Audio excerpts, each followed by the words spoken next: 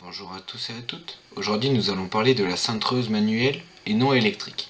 Pour commencer, il existe plusieurs tailles de cintreuse.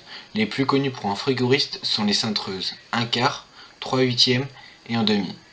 Ensuite, pour la vidéo qui va suivre, j'ai utilisé un tube cuivre qui sera déjà manipulé, ce qui fait qu'il ne sera pas très grand en longueur. Donc maintenant, je vais vous montrer comment faire une baïonnette avec un tube cuivre 3/8. Cela ne change en rien que ce soit du 1/2 ou 1/4. Pour commencer, je vais me munir d'un mètre, puis faire un trait à 5 cm. Le focus n'a pas voulu se faire malheureusement, mais le trait est bien à 5 cm.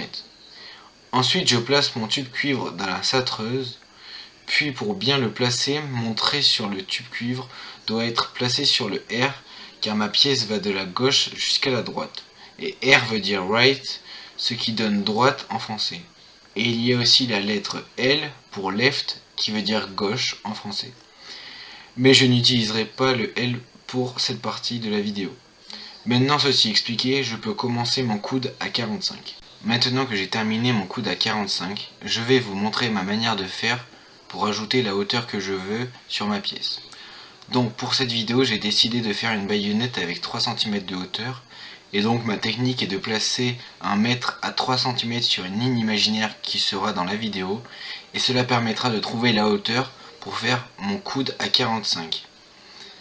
Une fois cette étape terminée, il reste à faire le trait puis remettre notre pièce dans la cintreuse.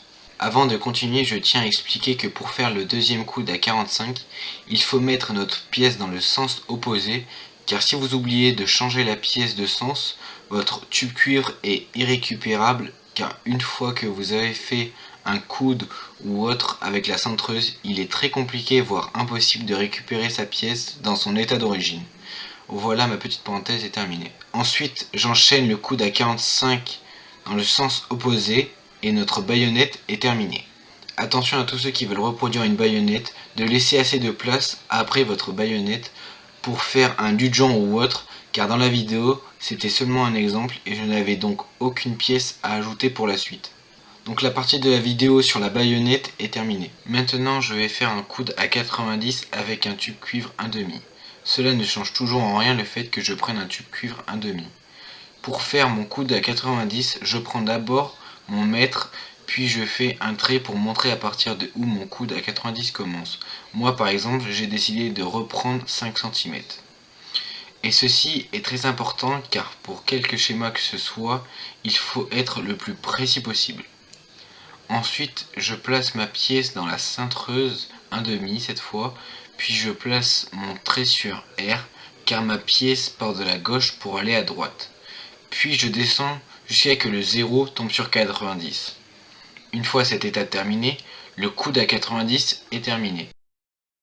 A partir de maintenant, il me reste seulement le coude à 180 à faire, et donc je vais me munir d'un tube cuivre 3/8 qui a aussi déjà été manipulé.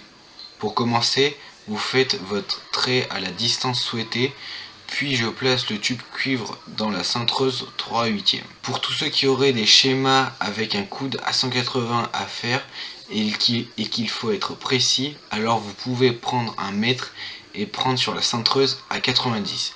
Car pour le coude à 180, ce sera à 90 que ce sera le plus loin. Ensuite, pour en revenir à mon coude à 180, je place mon tube cuivre sur la lettre R, car mon tube cuivre va de la gauche vers la droite, puis je vais jusqu'à 180 avec le 0 et ma pièce est terminée. Voilà, c'est la fin de cette vidéo. Je vous ai mis en fond le résultat de ce que j'ai fait avec la cintreuse. J'espère qu'elle vous aura aidé. Au revoir tout le monde.